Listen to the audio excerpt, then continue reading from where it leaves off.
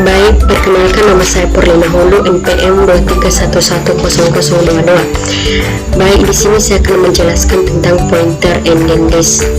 Yang pertama, definisi linked list. Yang kedua, cara membuat simpul di depan, di tengah, dan di belakang. Yang ketiga, cara menghapus simpul di depan, di tengah, dan di akhir. Yang pertama, definisi linked list. Definisi linked list ini adalah model data yang menyerupai array. Array ini tipe data yang dapat banyak menyimpan dalam suatu variabel, tetapi ada satu kekurangan atau kelemahan dari array ini adalah kurang fleksibel. Misal kurang fleksibel dalam penyimpanan memori. Misalkan kita mendeklarasikan panjang array 1 sampai 100. Array ini hanya dapat menyimpan data maksimal datanya 100 data. Jadi definisi linked list ini model data yang sekuensial yang saling berkaitan. Sekuensial ini berurut atau sejalan, sedangkan berkaitan ini berkaitan satu sama lain. Kemudian mirip dengan array, tetapi lebih fleksibel dalam sedikit kompleks. Fleksibel ini artinya kita dapat menambah kapasitas penyimpanan dari linked list yang berbeda. Kemudian definisi pointer. Pointer adalah tipe data yang berfungsi untuk membaca atau menyimpan alamat suatu variabel. Kemudian masuk kita pada nomor 2, cara menambah simpul atau sekarang kita masuk pada menambah simpul di depan. Yang pertama, list masih kosong, maka awal PTR bernilai 0. 0 artinya kosong. Kemudian masuk simpul baru, misalkan data A.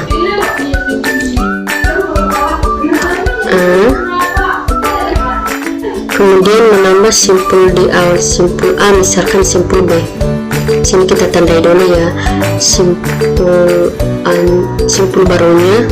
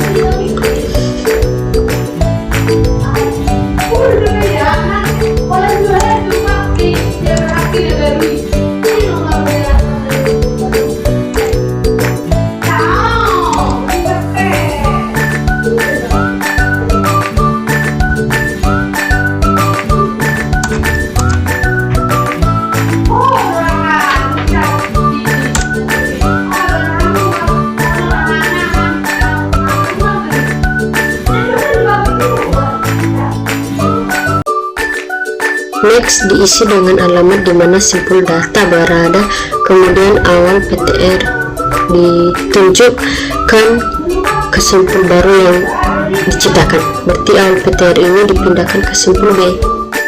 Sini kita buat B. Awal PTR nya ditunjuk ke simpul baru yang diciptakan. Awal PTR ini kita pindahkan dari simpul A ke simpul B.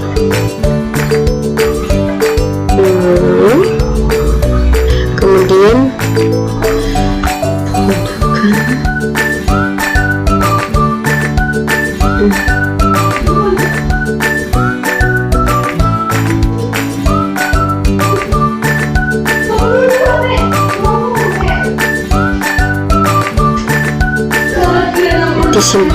simpul A ini bukan simpul baru lagi karena dia dipindahkan ke simpul B.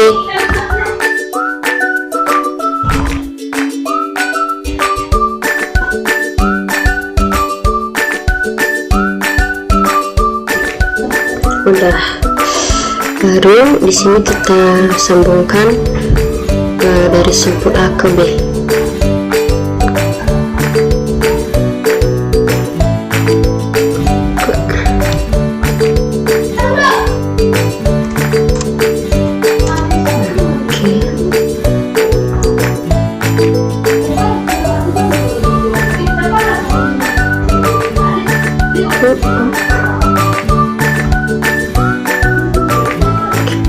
Baik, sekarang kita masuk pada menambah simpul di tengah. Proses penambahan di tengah berarti proses penyisipan data pada posisi tertentu. Oleh karena itu, posisi penyisipan sangat diperlukan. Ada beberapa kondisi yang harus diperhatikan ketika kita ingin melakukan penyisipan data, yaitu kondisi ketika list masih kosong dan ketika list sudah mempunyai data. Proses penambahan data ketika list sudah mempunyai data. Ada 3 kondisi yang terjadi ketika akan melakukan proses penyisipan pada list yang sudah mempunyai data. Nah, yang pertama, posisi penyisipan di luar jangkauan list atau posisi kurang dari 1 atau melebihi banyak data yang ada di list. Pada proses ini, jika terjadi posisi penyisipan kurang dari 1, proses yang dilakukan adalah proses penambahan data di awal, dan posisi di luar kurang dari banyak data, maka proses yang dilakukan adalah proses penambahan data di akhir.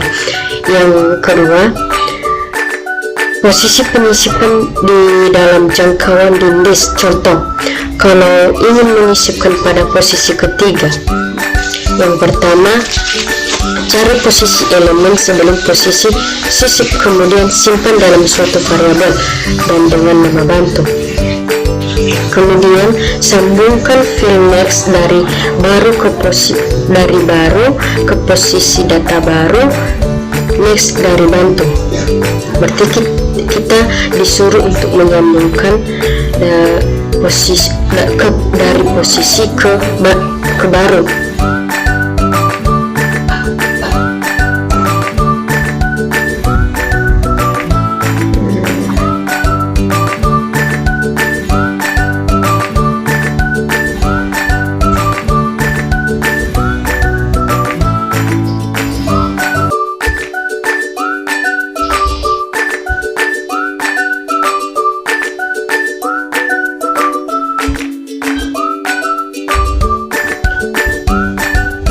Kemudian pindahkan file next dari bantu ke posisi data baru.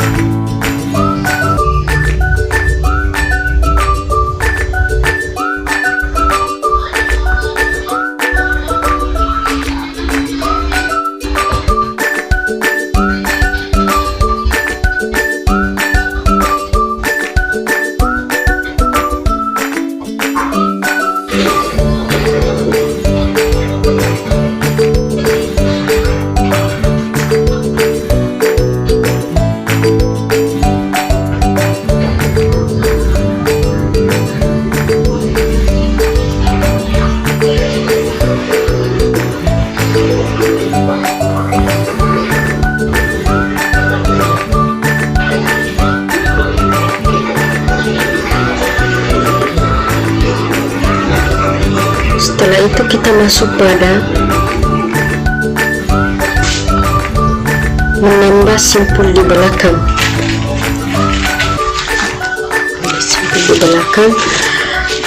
Penambahan data dilakukan di belakang, namun pada saat pertama kali data langsung dituju kepada awalnya. Penambahan lebih awal lebih sulit karena kita menambahkan pointer batu untuk mengetahui data terbelakang kemudian dikaitkan dengan data baru. Perlu digunakan perulangan. Yang pertama, awal masih kosong, inilah dia. Kemudian masukkan data baru, misalkan data A. Nanti kita disuruh untuk memasukkan data baru.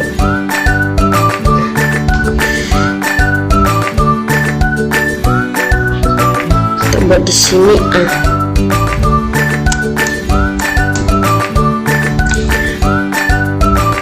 Kemudian datang data baru, misalkan B. Jadi kita menambahkan simpul B di depan, di belakang simpul A.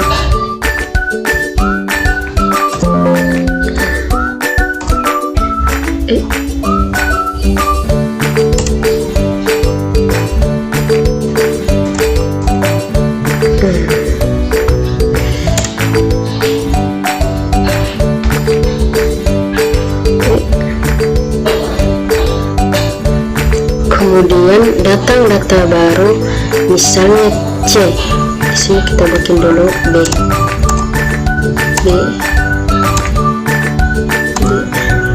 Kemudian datang data baru, misalkan C.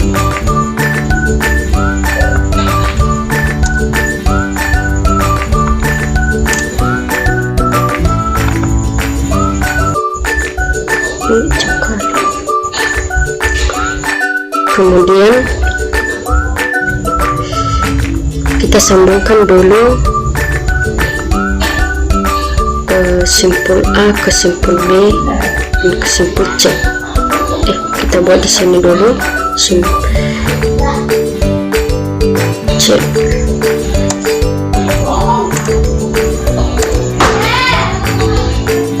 Kita menyambungkannya.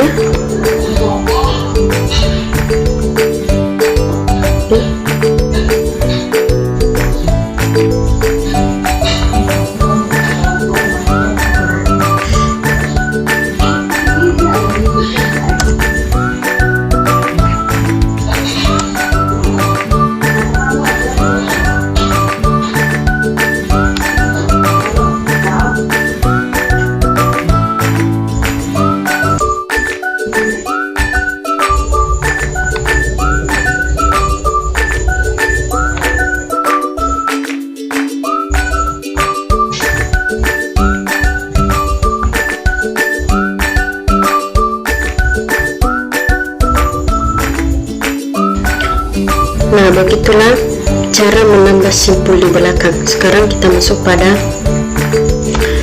nomor 3, yaitu cara menghapus simpul atau not.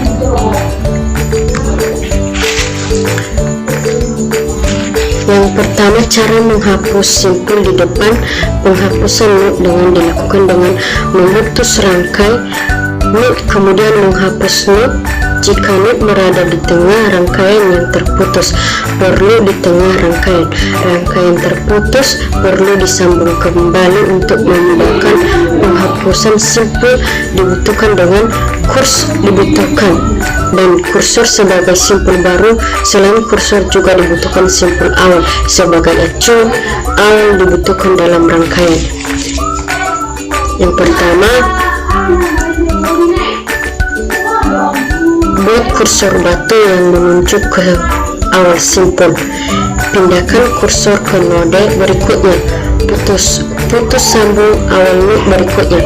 Hapus rangkaian. Jika berada di akhir rangkaian, putuskan dari rangkaian sebelumnya. Jika di tengah rangkaian, pindahkan penunjuk node berikutnya atau di akhir atau setelah node yang akan dihapus. Kemudian kita masuk pada menghapus simpul di belakang. Yang pertama, membutuhkan pointer bantu dan hapus. Pointer hapus digunakan untuk menunjuk node yang akan dihapus dan pointer batu digunakan untuk menunjuk node sebelum node dihapus. Ini yang namanya pointer yang akan dihapus. Kemudian pointer batu akan digunakan untuk menunjukkan nilai nol. Kemudian pointer bantu akan selalu bergerak dengan pointer. Hapus, tapi letak pointer batu harus selalu di belakang pointer hapus. Berarti pointer bantu ini harus di belakang pointer hapus. Sekian saja penjelasan dari saya. Jika ada kekurangan, kelemahan, mohon dimaklumi. Sekian dan terima kasih.